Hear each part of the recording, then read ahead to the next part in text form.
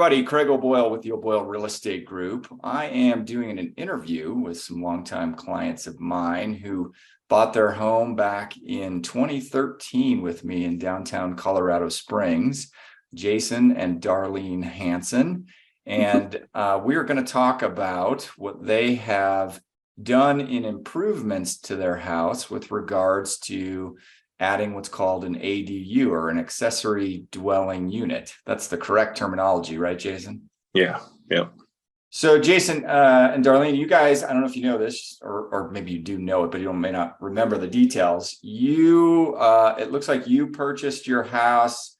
You closed on it January 31, 2013. So you just crossed your 10-year mark. Oh my gosh.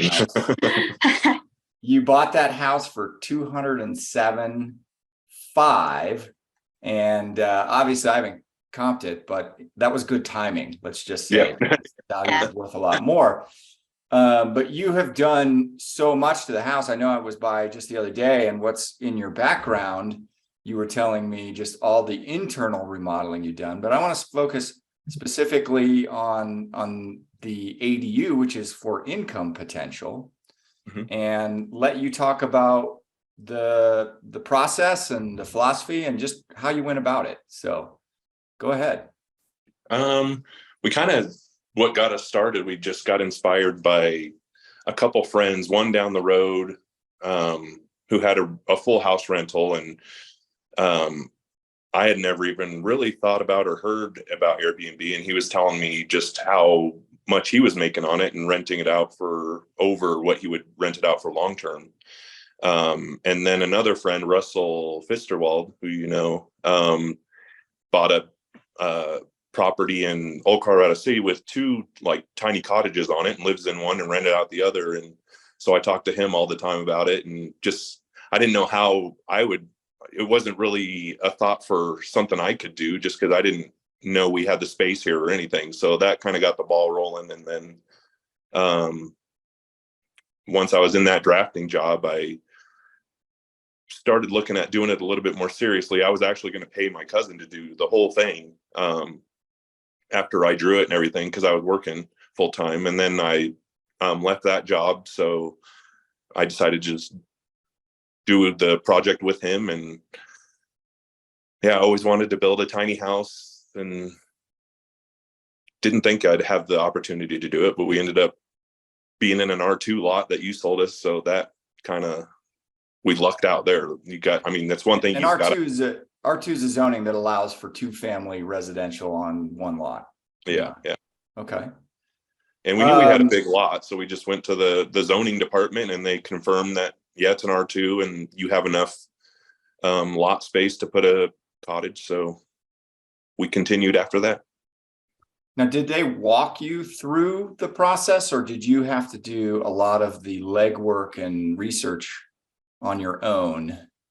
No, I had to do a lot of the research as far as drawing the plan. Since I decided to take that on, I had to, as far as like electrical, how many electrical outlets you need spaced out. And so all that kind of stuff I wasn't too familiar with. So little researching on that aspect, but not as far as them. They just told me I needed plans, and then every step of the way they said, okay, your next inspection is going to be this, or electrical. And so you would do that. And then after that guy left, said, all right, the next time you need to see me is when electrical is finished and you're ready to go. And you would just call them back. So they kind of would walk you through that way, like let you know what their next inspection is. But other than that, it was kind of on my own.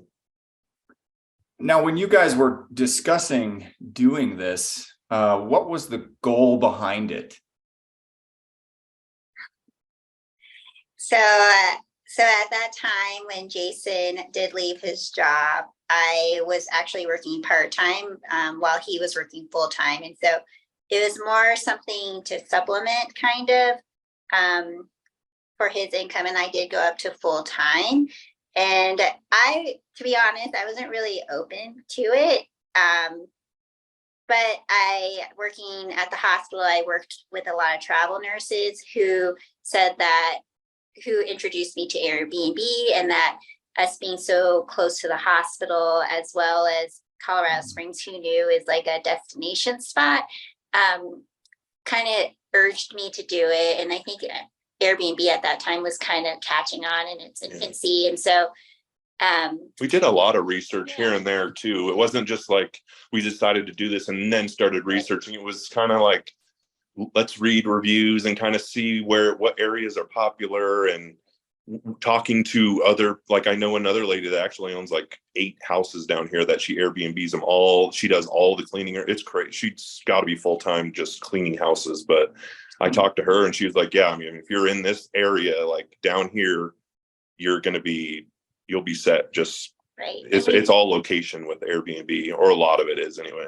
We also just kind of dipped our toe into it. We had a travel nurse actually stay in the back lot that our cottage now stands on, and he just drives around in his RV. And so he kind of parked his RV back there. So just getting introduced to that and how it was someone in the backyard all the time. That weird to have somebody back there, because it is a private space back there. And so that kind of worked out. So I think our hope was that this was going to also give us extra wiggle room for more travel, more of a nest egg for when the kids go off to college, and for our own retirement. So just more kind of more leeway for us to have. Awesome. And we stayed in a few Airbnbs and stuff, so we knew what those ones were lacking. We weren't, I would say, like staying in them with the intent of studying them, but we knew from our experiences of like what we would have wanted. And so we kind of reflected back on that. And like I said, she read some Airbnb book, and that kind of set us down the right path of how to set it all up professionally, and just have extra amenities and stuff that mattered. Okay. And just for clarification, your property is located in East downtown Colorado Springs, next to Memorial Hospital, which is the main central hospital. I've had one child born there myself, actually. Your property size, your main house, at least according to the tax record, is a little over 1,900 square feet, and your lot is 8,250 square feet, which is decent size. It's just under a quarter of an acre. Yeah. And when I was out there, obviously with you the other day, just walking it, you still have, even though that you have this property to rent out in the backyard, which backs up to an alley, you still have a decent yard space and a detached garage. Like I've told people before, like our next door neighbors are closer to us than our cottages to our house. So because people worry about like, oh, is it going to be like living next door to like, is it attached to your house? And they're just worried about like how far they are from our house. But I always tell them, like, my next door neighbor is half the distance away than the cottages. So plenty of room back there. Yeah. It's just nice where we're located. We're kind of in this nook of the hospital, and then the Olympic Training Center is right near us. So we're very blocked in as far as like the traffic and the hustle and bustle of downtown, but we are pretty close to all the amenities at the same time. So I think it's like a hidden gem of downtown is the neighborhood that the Divine Redeemer. Just quiet. Yeah. So, which surprises a lot of people, I think, when they come and stay down here. Can you talk a little bit about the costs and the process, and ultimately what you built? And then we'll go in to the kind of the income side of what you've got, if you don't mind sharing that, so that people can get a good idea of maybe if they are thinking about this or investing in something like this, what to expect, what kind of outlay was it, and then talk about return on investment. Okay. I mean, the cost of the build and stuff is going to vary depending on how much labor you're going to do. Like I said, I had my cousin help me for the first half of it, so I paid him. But the cost of the build minus the furniture and whatnot that we have in there is probably 45-ish, and we probably have like $5,000 extras, just stuff in there, all the bed and furniture and TV and everything else. But like we saved a ton of money on, like I said, the external water lines and stuff like that. That was a huge savings to where some people may not want to take that part on. So that would add an extra $7,000 to $10,000 to the price if you didn't want to do that part of it. So on the construction side, you're in about 45, but you think you're significantly less because you were the driver behind the labor.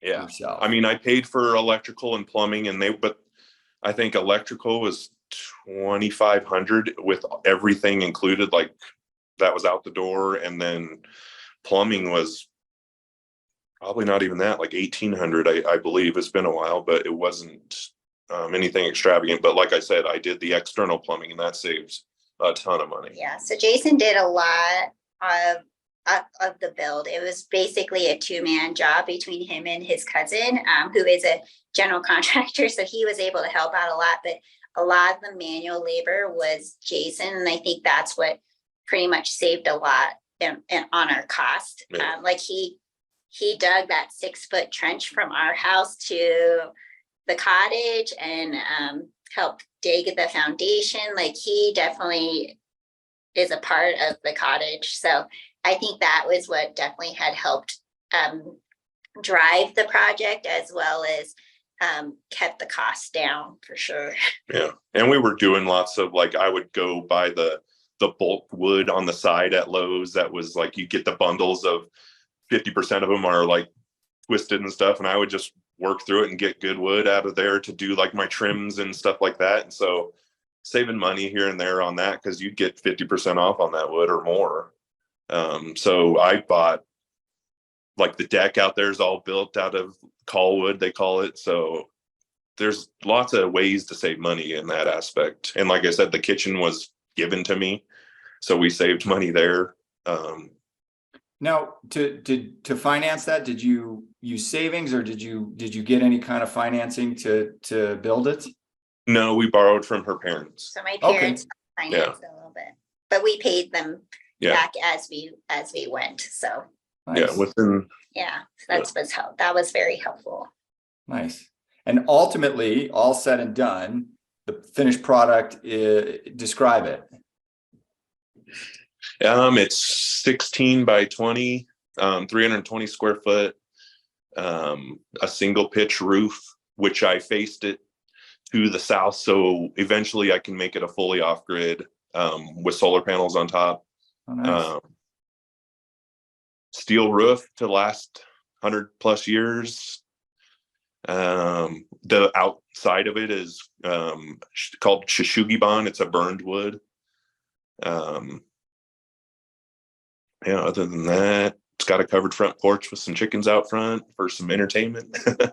It's when I was in it, it's, you've got kind of it's a studio type of a feel, right? Like you've got a space for a bed, what size is the bed? It's a queen bed. Queen bed. Yep. And then you've got a little sitting area with a TV. With a futon that turns out. So fold out couch type deal. 2 other people could stay there as well. Gotcha. And then you've got a full kitchen area. Yep. And a full bath with a shower. Yep. And a washer dryer in the bathroom. Oh, that's right. I forgot you even had the washer and dryer. So. And no oven, but we have it has a toaster oven, but an induction cooktop. And an induction. Yeah. I mean, our intentions were to possibly one day retire in it. Like, so we built it with a bigger crawl space. It's got like a 4-foot crawl space in it. So and which saved a ton of hassle when it comes to putting all your water down there and everything. The plumber loved the height of the crawl space. Throw the hot water heater in there. There's nothing like being in a 1.5-foot crawl space. One of my first jobs was going into some of those down in Old Colorado City. Ugh. all crooked, and the contractor we were jacking them up on jacks and leveling the floors, and it Wow. was literally like barely enough room for my shoulders. Yeah. So that was one thing, just so like if we did live out there, we'd have storage and whatnot. But since redoing our house and stuff, and yeah, we're not doing that anymore. Yeah. We'll just keep it as an income property. Well, it's pretty nice. It's pretty nice. So let's go into that. Let's talk about that, the return that you've seen. How many years has it been finished now? I think it's almost 4. I can't even remember. Yeah, I know it was March. I think it was 4 because Amelia was just. Yeah, 3.5, 4 She years. was also a key driving point. Yeah. Too. So, yeah, because when we first finished, our youngest daughter had her but she had a pretty big surgery, and so we've had people in there and having that was also nice to have too, was the income from there. Yeah. Nice. But I think, how much would you say, about 30? Well, it's and the income changes because when we first started, we didn't know like what to really charge. So we've kind of been, and we're still kind of figuring that out. But it started out probably 20. I think their first year was probably 25 to 28,000.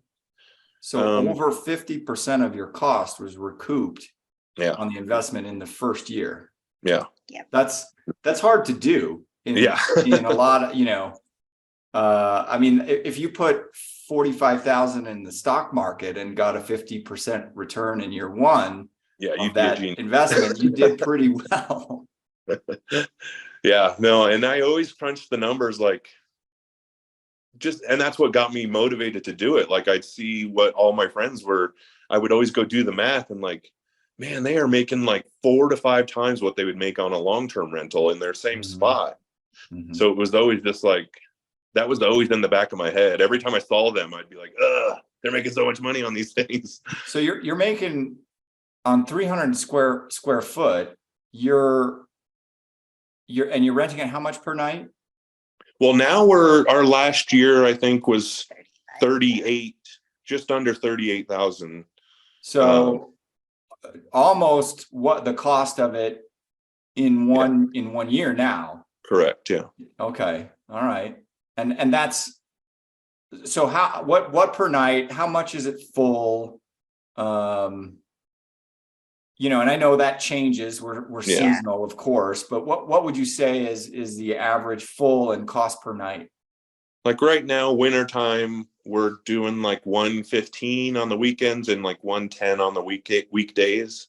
And then summertime, we're up to like 130 on the weekends and like 125 on weeknights. Can't get a hotel room for that.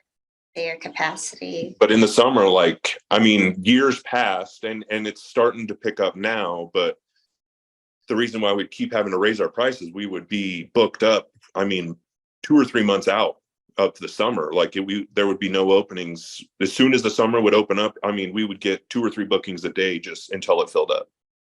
And the average person stays there for 5 days, 3 days? No, 2 to 3. We have a 2-day minimum. Okay. Because I don't want to be cleaning it every single day. So we have 2-day minimum, but 2 to 3 days. But a fair amount of 5 to 6 days. So nice. But I would say majority are 2 to 3. Nice. But when you have a $50 cleaning fee for every one, you don't mind having like 2 to 3 night stays because you handle that yourself, all the maintenance.